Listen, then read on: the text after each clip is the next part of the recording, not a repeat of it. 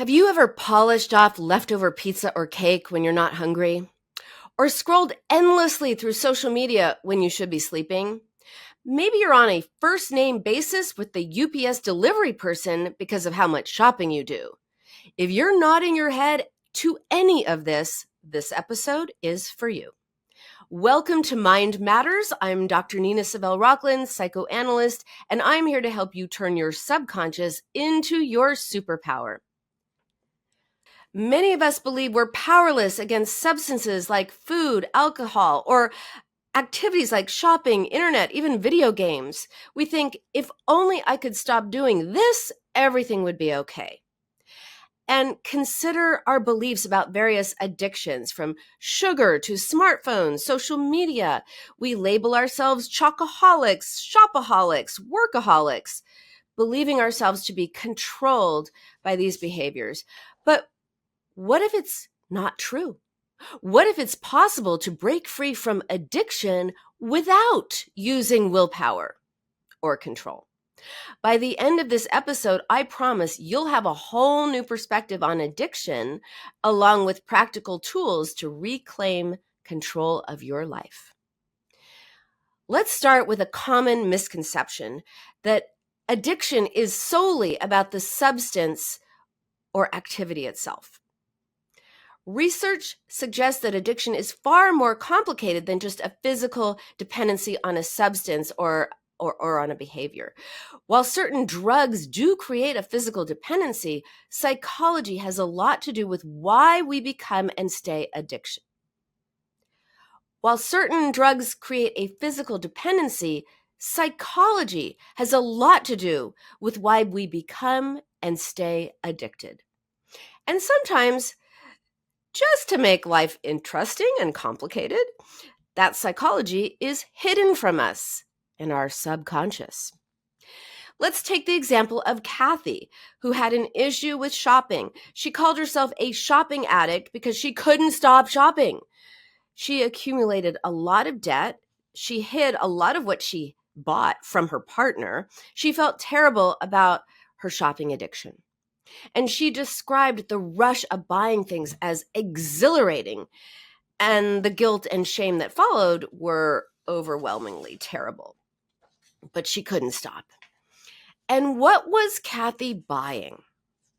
Makeup, clothes, skincare products, which can be super expensive. Oh my gosh, I was just on Facebook the other day, and there was like $1,000 skin cream.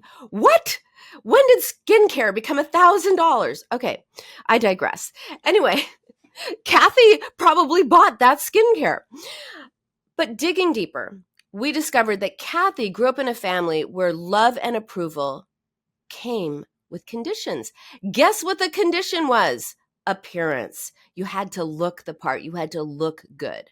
So every time Kathy bought something to enhance her appearance, she was unconsciously trying to make herself more lovable, more acceptable. Uncovering and challenging those beliefs helped her stop compulsively shopping. So she didn't have to go do some 12-step about shopping. All she had to do is recognize why she was shopping. And by challenging those ideas that she was only good enough if she looked good enough, whatever good enough was, she could stop trying to be better, trying to look better. And instead, she began building her self-worth from the inside out, instead of trying to buy it at the makeup counter. So when life feels chaotic or unpredictable, we also might displace feelings of powerlessness or helplessness over other areas of our lives. So if you have, for example, a horrible boss and nothing you do is ever good enough, and there's nothing you can do about it because your boss is on a power trip, your boss will never be satisfied, nothing is ever good enough for your boss, well, you just might feel powerless, helpless. And when we feel that sense of powerless, it's so unbearable that we often displace it onto something we can supposedly control, like eating, shopping, or whatever feels addictive. It's like your mind is saying, I can't control my boss, but I can control whether I eat this whole pizza.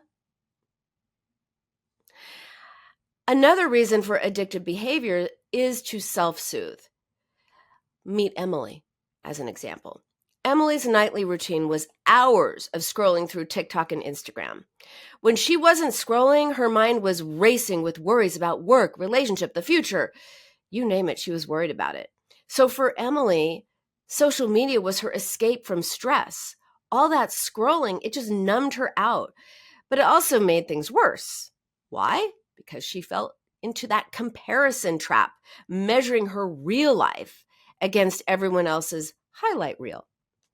So compare and despair, that was Emily every single night.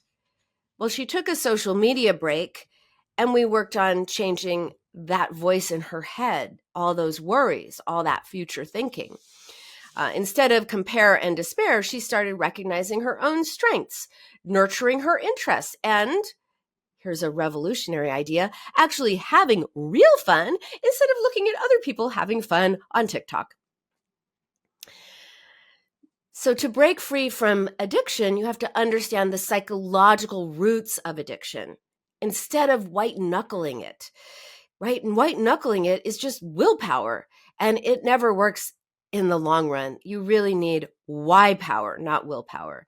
Why power helps you create change that lasts. So here are some strategies. First, cultivate self-awareness. Acknowledge your behavior without judgment. Yes, I am shopping too much. I am eating too much. I shouldn't be drinking too much. I'm working all the time, whatever it is. Just acknowledge, yeah, I'm doing it. It's a problematic behavior. Not I have a problem. It's a problematic behavior. And reflect on why you're doing this behavior. What emotions or situations are triggering it? Because it doesn't just come out of a vacuum. There is a reason behind it. So let's get really curious about what is that reason? If you are turning to something that is addictive, you are turning away from something else. What is that something else? It can be helpful to keep a journal for tracking patterns. Like what was happening right before you did the thing you don't want to do. Second, identify those underlying emotions and needs. Ask yourself, what are you truly looking for when you eat, drink, shop, or whatever behavior it is that feels so addictive? Is it relief from stress? Is it a way to numb pain? Are you distracting from uncomfortable areas of your life? Are you filling a void? Understanding those underlying needs, that can really point you towards healthier ways of fulfilling them. If you realize, oh, I feel lonely, and that's when I do the thing, then the problem is not the thing you're doing. The problem is loneliness. And finding new strategies to deal with that loneliness is going to change that addictive behavior. You won't need to do it anymore when you solve the real problems. Addictive behaviors, they are the solution to the problem. The problem is whatever's going on inside. And 3, develop healthy coping strategies. Find different ways to cope with your emotions. Now, normally the advice is to do things like physical activity, because exercise can boost your mood, reduce anxiety, improve your overall health. Normally, it's do something creative, do art, music, writing. That can be therapeutic. Social support, connect with your friends, your family, support groups. They can really provide a lot. Yeah, all of those things are good, but they don't work in the long run. In fact, they often don't work in the short run, because exercising, being creative, those are distractions. They don't involve changing your thoughts. They don't involve changing your thoughts. They're just other distractions. The addictive behavior is also a distraction. If exercise can be an addiction too, but if drawing worked as well as binge watching or binge eating or binge drinking or whatever, then you'd be drawing all the time. It's just another distraction. It doesn't work in the long run. You can't exercise away your feelings. You can't draw away your feelings. You can't drop them, ignore them, positive think them away, gratitude them away, or sit through them. I often hear people say, well, don't I just have to sit through, I just have to sit through my feelings, right? I just have to sit through my feelings. No, you can't sit through your feelings any more than you could do any other addictive behavior. I have a method for you, and I promise it is not another drink more water and do yoga kind of advice. I call it the TIER method, TIER, and it stands for think, identify, express, and respond. So think means just stop, think. Consider why you're doing the thing you don't want to do. If you're scarfing down a family-sized bag of chips or spending your paycheck on that super expensive designer bag or spending hours watching TikTok instead of getting stuff done in your life, there's a reason. And if you're not doing something you want to do, like hitting the gym on a regular basis, starting to date, meet new people, learn something new, there's also a reason. No matter what your addiction, whether it feels like a food addiction, shopping addiction, internet, social media, focus on figuring out the why instead of focusing on the what. So think, are you upset, worried, anxious, helpless, sad, lonely? What's going on? Identify what that is. So stop and think, then identify. What's your why? This is where you use why power. Then the E stands for express. As counterintuitive as it may sound, the only way to get rid of feelings is to actually feel them. So we do that by naming them and expressing them with tone, right? As in, I am so frustrated with traffic, it makes me feel so stuck and powerless.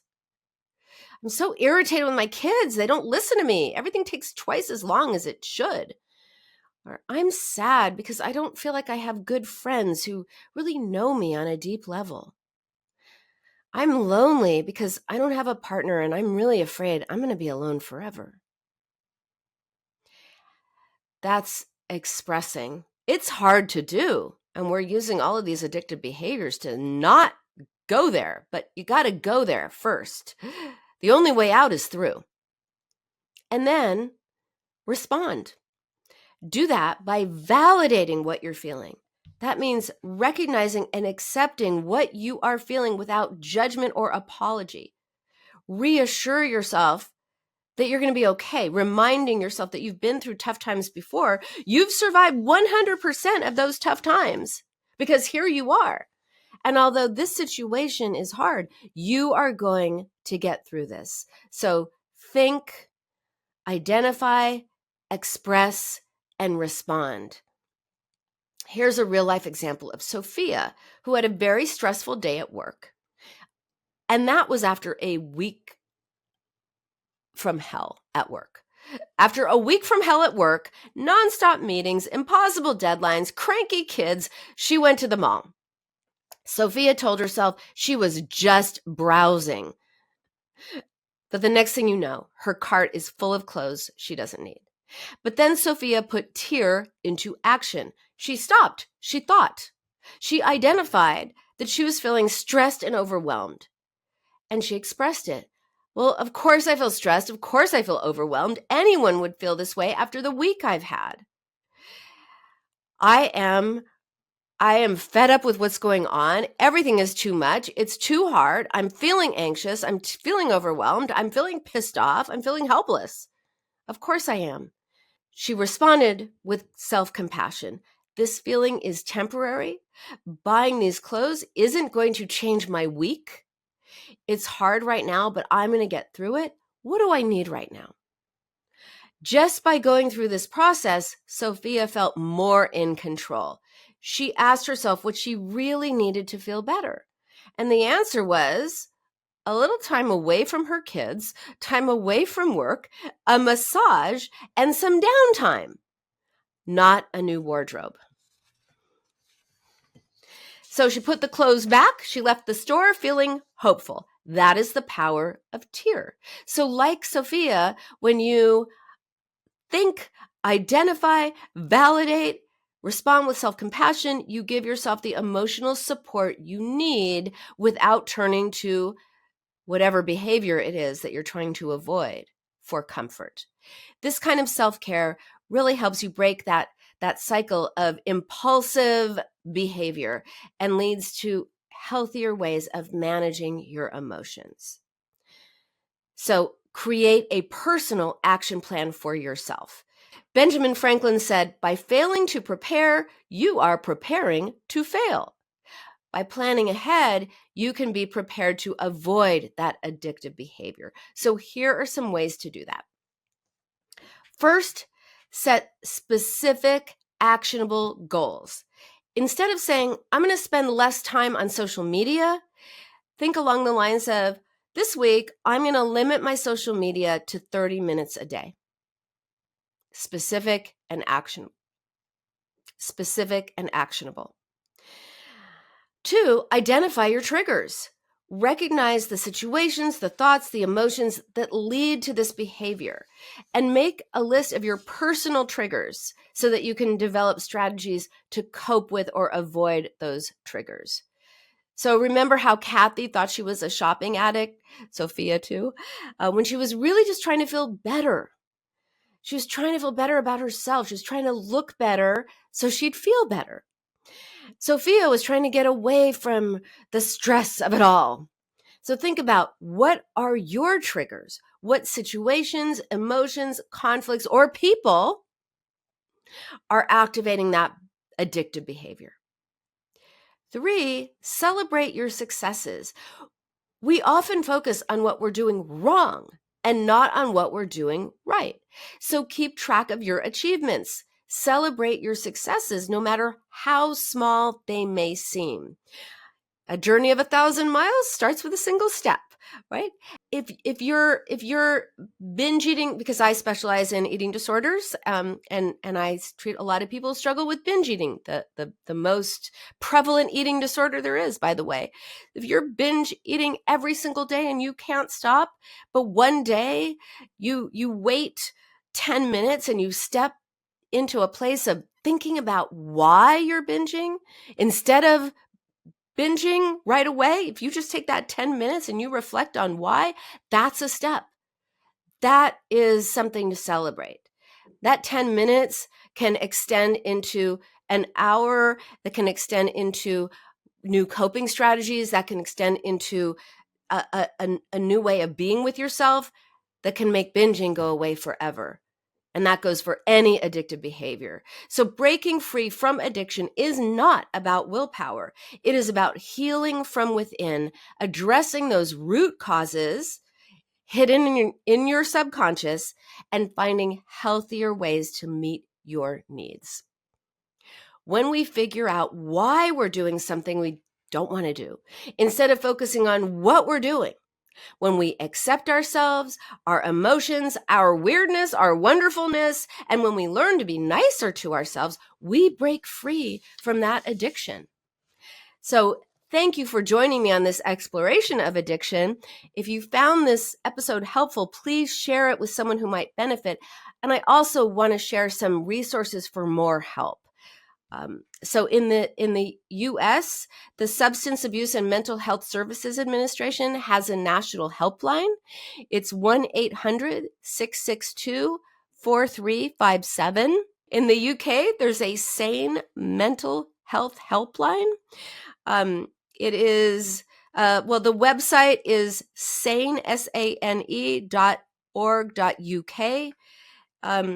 And Lifeline Australia provides a 24/7 crisis support helpline as well. And that's lifeline.org.au.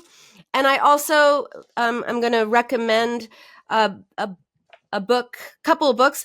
Okay, shameless self-promotion. One of them is my book. It's called Beyond the Primal Addiction. It's a book I co-edited with Dr. Salman Akhtar, which examines addictions to food, sex, gambling, internet, shopping, and work.